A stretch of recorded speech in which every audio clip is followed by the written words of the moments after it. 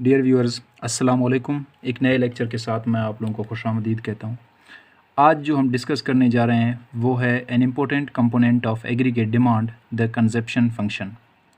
जो aggregate demand है उसका अराउंड 60 to 70% कंजप्शन के ऊपर ख़र्च होता है। कंजप्शन खुद क्या है? Consumption mean making expenditure on durables, non durables and services. तो इन तीन चीज़ों के ऊपर, इन तीन सेक्टर्स में जो है एक्सपेंडिचर करना, स्पेंडिंग करना कंजप्शन कहलाता है। लेकिन as far as consumption function is concerned, according to Professor Keynes, who belongs to short run, according to Professor Keynes, consumption is an increasing function of income, disposable income. Whenever income या disposable income increases, consumption also increases, but less than increase in income. तो increasing function तो है, यानी जितना increase होता है income में, तो consumption में भी increase होता है, increasing function है, but जितना increase consumption में हो रहा है उतना ज़्यादा इंक्रीज़ नहीं होगा कंजप्शन में। इनकम जितना इंक्रीज़ नहीं होगा लेकिन इंक्रीज़ होगा सही। तो इस वजह से जो प्रोफेसर केन्स ने कंजप्शन को फिर दो पार्ट्स में तकसीम कर लिया। एक है ऑटोनोमस कंजप्शन, एक है इंड्यूस्ड कंजप्शन। तो कंजप्शन फंक्शन अगर हम लिखें तो we can write C is equal to A plus B Y D. A mean autonomous consumption, B mean disposable income and Y D mean B mean induced consumption and YD mean disposable income, and we know that disposable income YD is equal to Y minus T, mean जब income में से taxes subtract कर लें। तो जब दो parts हैं, एक है autonomous consumption, autonomous consumption, autonomous consumption जो फर्स्ट पार्ट ऑफ कंजप्शन है वो ऑटोनोमस कंजप्शन है A। Autonomous consumption is that part of consumption which is not related to income level increases और decreases, but autonomous consumption level remain same. इसका income से कोई ताल्लुक़ नहीं है, लेकिन इनकम के अलावा जो अदर फैक्टर्स हैं जिनको जो हम एरर टर्म लेते हैं जब इसका फंक्शन हम ड्रॉ करते हैं म्यू से, जिसको डिनोट करते हैं, तो वो फैक्टर्स जितना भी हम यानी कि एक्सोजीनियस जितने भी फैक्टर्स हैं जिनको हम फंक्शन के अंदर नहीं ले रहे हैं, तो वो तमाम फैक्टर इसको इफ़ेक्ट कर सकते हैं, लेकिन जो एग्रीगेट डिमांड है वो इसको इफ़ेक्ट नहीं कर सकता। एग्रीगेट डिस्पोजेबल इनकम है, डिस्पोजेबल इनकम जो कि डोमिनेंट फैक्टर है कंजप्शन का। डिस्पोजेबल इनकम के अलावा जितने भी अदर फैक्टर्स हैं जिनको हम जो है एरर टर्म लेते हैं, रेजिडुअल टर्म ले लेते हैं, तो वो तमाम इसको इफ़ेक्ट कर सकते हैं अदर देन डिस्पोजेबल इनकम। और इसके अलावा जो सेकंड पार्ट है वो है induced consumption. Induced consumption, induced consumption ये B है, और which is directly related to disposable income. Whenever disposable income increases, then induced consumption also increases, and when disposable income decreases, induced consumption also decreases. तो इसका direct relationship है, लेकिन जो जितना increase होता है इंड्यूस्ड डिस्पोजेबल इनकम में उससे कम इंक्रीज़ होता है इंड्यूस्ड कंजप्शन में, उतना ज़्यादा इंक्रीज़ नहीं होता है। फिर जब हम कंजप्शन को स्टडी करते हैं तो दो और टर्म्स हमारे सामने आ जाते हैं, एक है average propensity to consume and एक है मार्जिनल प्रोपेंसिटी टू कंज्यूम। तो एवरेज प्रोपेंसिटी टू कंज्यूम, जिसको APC से डिनोट करते हैं, average propensity to consume. Average propensity to consume is the ratio of consumption and disposable income, यानी कि average propensity to consume is equal to C divide by YD। अब जो C है equation number 1, इसको नाम दे, तो इक्वेशन नंबर 1 में C बराबर है A plus B Y D के, तो we can write C is equal to average propensity to consume is equal to A plus B Y D, putting value of C and Y D. जब break करते हैं denominator को तो A divide by Y D plus B Y D divide by Y D के साथ cancel, we get average propensity to consume is equal to A divide by YD plus B। तो ये है average propensity to consume, average propensity to consume. अब इस case में हम देख सकते हैं कि जो वाई डी है यानी disposable income that is inversely related to A P C. Whenever aggregate disposable income increases then A P C decreases, average propensity to consume कम होता जाएगा। फिर उसके बाद जो सेकंड पार्ट है that is marginal propensity to consume, जिसको M P C लिख सकते हैं, marginal propensity to consume. Marginal propensity to consume is the change in ratio of consumption to the change in ratio of disposable income।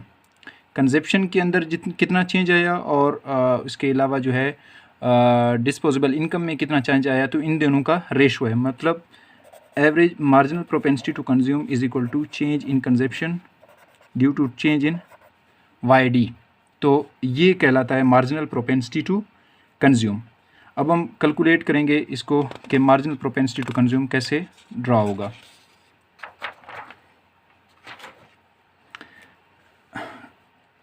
Consumption function we have C is equal to A plus B Y D, और जो change in consumption due to change in disposable income है तो C plus delta C is equal to A plus B Y D plus delta Y D.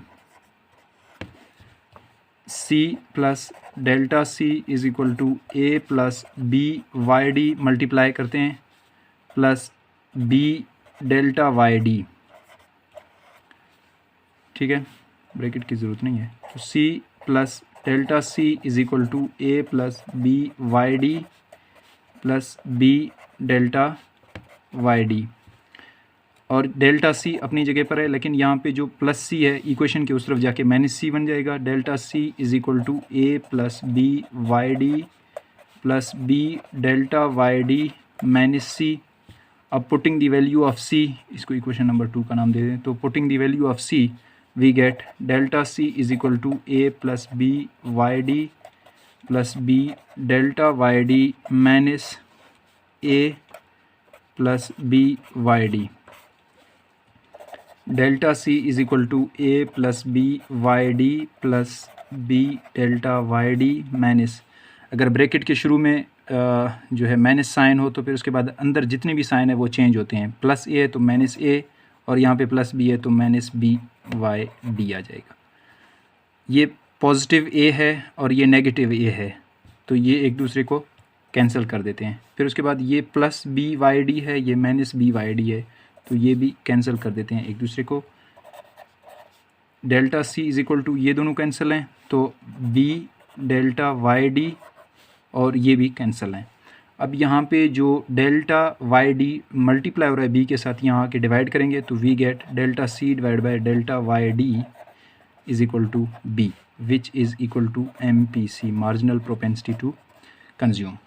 So we can see that marginal propensity to consume is actually induced consumption, यही B है marginal propensity to consume. और जो marginal propensity to consume है वो less than है average propensity to consume से, क्योंकि average propensity to consume अगर हम देखते हैं C divide by Y D that was equal to A divide by Y D plus B, तो प्लस B तो मार्जिनल प्रोपेंसिटी टू कंज्यूम भी है, लेकिन एवरेज प्रोपेंसिटी टू कंज्यूम में जो एक फर्स्ट पोर्शन है ये इसका जो है इजाफी पोर्शन है। इस वजह से, इस चीज़ की वजह से, इस पोर्शन की वजह से A अपॉन वाई डी की वजह से average propensity to consume is greater than marginal propensity to consume. अब एवरेज प्रोपेंसिटी टू कंज्यूम भी हमने देख लिया और मार्जिनल प्रोपेंसिटी टू कंज्यूम भी हमने कैलकुलेट कर लिया और देख लिया कि it is equal to B actually the slope of consumption function है। और कंजप्शन को भी हमने देखा कि इसके 2 पार्ट्स हैं और increasing function of disposable income है। तो इसको ग्राफ और टेबल फॉर्म में देखते हैं। तो ग्राफ और टेबल मैंने पहले ड्रॉ किए हैं, अगर यहाँ पे ड्रॉ करते तो ज़्यादा टाइम ले लेते, इस वजह से मैंने ऑलरेडी ड्रॉ कर लिए हैं।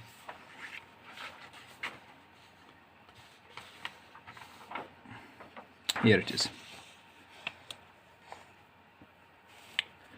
अगर हम कंजप्शन फंक्शन ले लें C is equal to 20 plus 0.8 Y D, अब जो मार्जिनल प्रोपेंसिटी टू कंज्यूम है, marginal propensity to consume MPC is greater than 0 but less than 1, 1 का मतलब है 100% इनकम है और 0 का मतलब है 0, यानी कि मार्जिनल प्रोपेंसिटी टू कंज्यूम 0 से तो इंक्रीज़ होगा, लेकिन एक रेशनल हाउस होल्ड के लिए वो 1 से हमेशा कम होगा, क्योंकि एक रेशनल हाउस होल्ड कभी भी जो उसका जितना भी जो है इनकम है वो सबको कंज्यूम नहीं करेगा, यानी कि marginal propensity to consume additional consumption increase in consumption वो कभी भी 1 के बराबर नहीं होगा। वो अपना पूरा का पूरा जो इसका बजट है या इनकम है वो सारा कंज्यूम नहीं करेगा। वो उसका 80% यानी 0.8 मीन 80% कंज्यूम करेगा, लेकिन 20% वो सेव कर लेगा या जो भी कर ले, कैपिटल मार्केट में फाइनेंशियल मार्केट में वो फिर सेविंग कर ले या कहीं और लगा दे, लेकिन वो कंज्यूम नहीं करेगा। तो यहाँ पे अगर हम वैल्यूज़ पुट कर लें C is equal to Y D 0 है तो जो C है वो 20 है, क्योंकि दैट इज़ ऑटोनोमस कंजप्शन। अगर इनकम जिसकी नहीं है वो भी कंज्यूम कर लेते हैं, जैसे स्टूडेंट्स हैं या जो जितने भी जो है जो अनएम्प्लॉयड हैं, जो काम नहीं कर रहे हैं, वर्क नहीं कर रहे हैं, वो भी तब भी तो खाना भी खाते हैं और जो है अपनी ज़रूरियात भी पूरी कर लेते हैं। वो सारे कंजप्शन हो रहे हैं, लेकिन वो ख़ुद उनकी इनकम नहीं है, फिर भी उनके कंजप्शन हैं। तो इस वजह से ये वो कंजप्शन है कि इनकम से इसका कोई लेना देना नहीं है। इनकम हो या ना हो ये कंजप्शन है जो कि 20 है, और ये ऑटोनोमस कंजप्शन है, ये अदर फैक्टर से इफ़ेक्ट होता है लेकिन इनकम से नहीं होता है।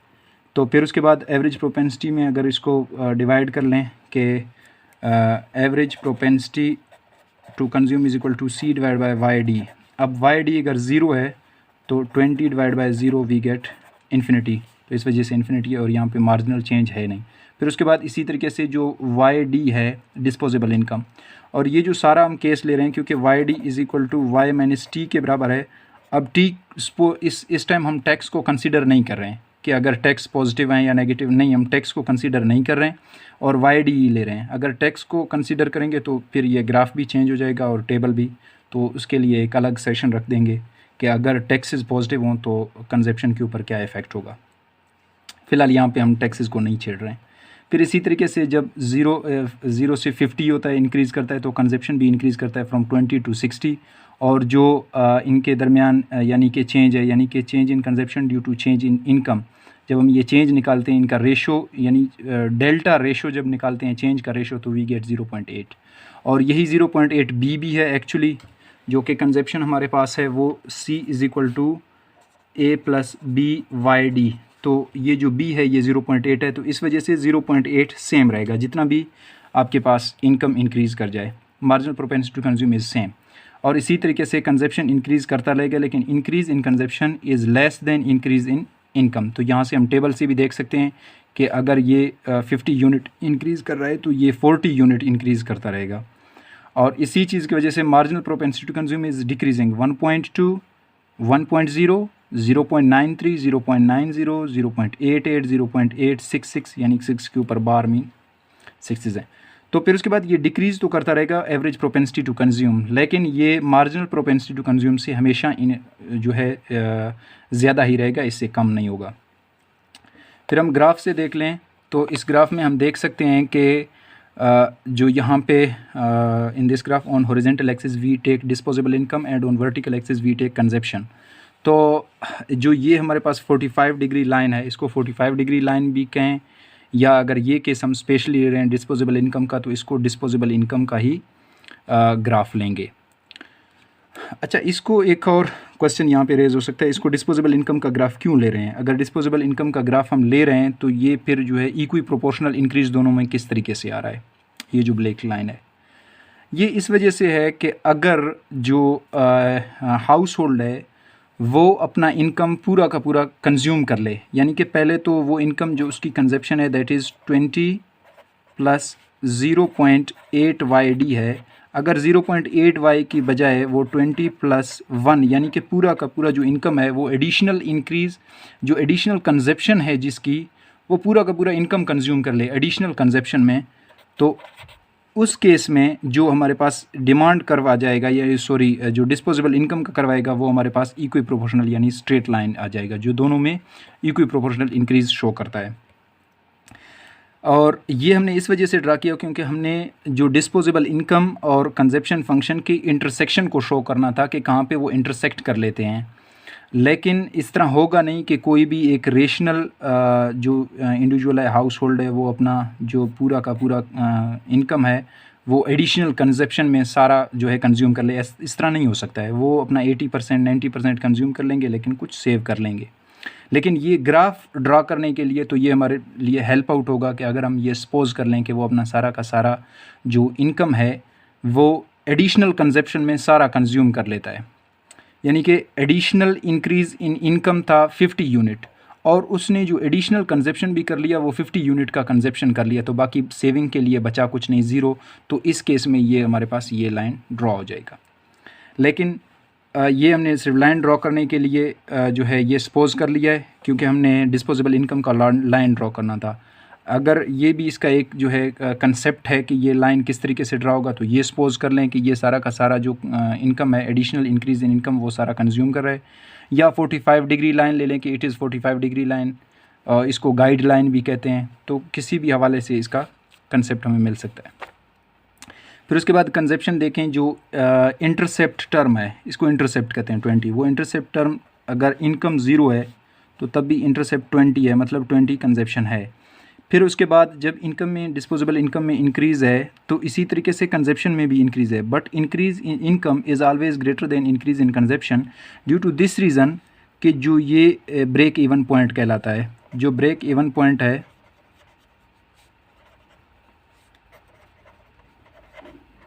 इसके जो लेफ़्ट साइड है वहाँ पे consumption is greater then disposable income, और ये ब्रेक इवन पॉइंट है जहाँ पे दोनों बराबर हैं। और इसके बाद जो कंजप्शन है that is less then disposable income, तो इसके बाद कंजप्शन फिर डिस्पोजेबल इनकम से हमेशा कम रहेगा। ये मैंने फ्री हैंड कर्व ड्रा करी है, इस वजह से ये पॉइंट शायद इंटरसेक्ट ना करें एक दूसरे पे, लेकिन जो समझाने का मतलब है वो ये है कि increase in consumption is less than increase in disposable income. Initially consumption is greater than disposable income. It is because of the autonomous consumptions जो कि 20 हैं, लेकिन एक पॉइंट आएगा जहाँ पे इंक्रीज़ इन कंजप्शन जो डिस्पोजेबल इनकम है और जो कंजप्शन है वो दोनों बराबर आ जाते हैं, और ये बराबर आ रहे हैं 100 पे। लेकिन इसके बाद जो इंक्रीज़ इन कंजप्शन है that is less than increase इन, इससे पहले भी increase in consumption is less than increase in disposable income है, लेकिन इसके बाद जो ग्राफिकली शो करेंगे तो वो भी इससे नीचे रहेगा। ये शो कर रहा है कि इसका इंक्रीज़ कम है, इस वजह से जो कंजप्शन का कर्व है that is flatter than the curve of disposable income. तो ये ग्राफिकली और टेबल फॉर्म में हमने शो कर लिया। अब हम डिस्कस कर लेंगे कुछ प्रॉपर्टीज़ ऑफ कंजप्शन फंक्शन। तो प्रॉपर्टीज़ ऑफ कंजप्शन फंक्शन में सबसे पहले तो ये चीज़ हमें देखने को मिल रही है कि consumption is an increasing function of disposable income. तो properties of consumption,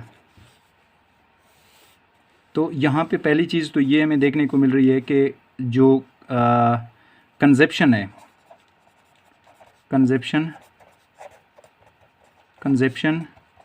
is N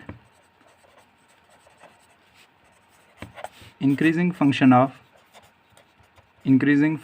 of YD disposable income, लेकिन increase in consumption less than increase in demand, disposable income.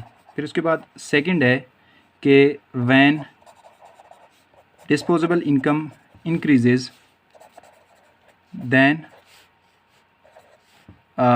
जो एवरेज प्रोपेंसिटी टू कंज्यूम है वो decrease करता रहेगा। फिर उसके बाद थर्ड है कि marginal propensity to consume is constant, कि इनकम लेवल जितना भी हो इंक्रीज़ करे या डिक्रीज़ करे, marginal propensity to consume is constant.